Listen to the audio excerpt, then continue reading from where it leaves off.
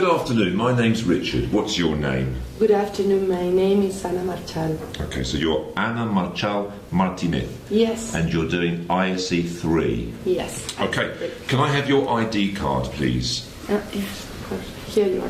Thank you very much. You're welcome. Okay.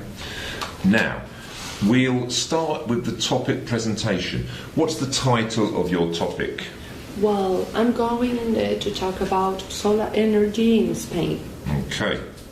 Now, you've got a handout for me. Yes. That's fantastic. Okay. Now, while you're talking, you may see me writing notes. I'm not assessing your language. It's just to help me with the topic discussion, help me with ideas for the discussion. So don't worry if you see me writing. Okay. You are going to give your presentation for 4 minutes. So I will put the timer on. So that should help you plan your presentation. So please begin. Okay, good afternoon, my name is Ana, and I'm going to talk about solar energy and how Spain turns it back on it. Over the last decade, Spain has gone from providing subsidies to all small-scale energy producers to force them to pay for generating it. In a region or in a country where we've got the 4th highest electricity costs in Europe, and also where there are a lot of regions that enjoy plentiful sunshine, you might think that it makes sense to encourage people to produce their own electricity or their own power. Well, this doesn't occur. Solar energy is a type of renewable energy source, like wind and others.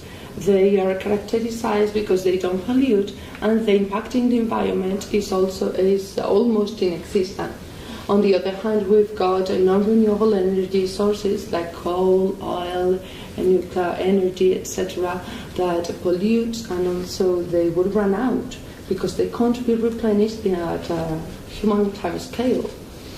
In the way of producing renewable energy sources like solar energy, we've got some companies like Solar Tradex here in Spain that take advantage of technological improvements to help people and business to produce their own power. But we've got a problem. This electricity is produced during the day when the sun shines, but we use electricity at night when it is dark. And this kind of energy can't be stored unless we've got a battery, but it is very expensive right now. Some proposers of self-generating energy want to take into account a new parameter, that it is a new balance in which the energy that we produce in the day and we don't waste to be used at night. This system is being used in some developed countries like, for example, Italy, Germany, or United States, Greece, but Spain, apart from being far away from it, is publishing has published draft legislation in which it imposes hasty taxes for all those small-scale solar energy producers. Apart from it, these self-generating producers of energy want to use batteries or some other devices that now are cheaper to store the energy. But 1 year ago, when the first draft of legislation was published, as a response at the end, people decided to install the solar panels, or prompted them to do it without registering them officially. As the government saw that this could be a problem for Spanish electricity companies, it decided to impose another tax for all those people who decided to install a battery to produce energy. as a result, we've got that although we are told to use renewable energy sources, at the end we've got so many obstacles. Thank you very much indeed for your presentation. I'd like to discuss some of the points that you made. It does seem like, I don't want to criticise the government of a country that I don't know very well, but it does seem like an extraordinary situation. How does the government justify, as you put it, turning its back on solar energy? Sorry? How does the government justify what they've done? Well, they don't justify anything. They don't need to justify anything as they've got the power and sometimes political. But they must have given a reason.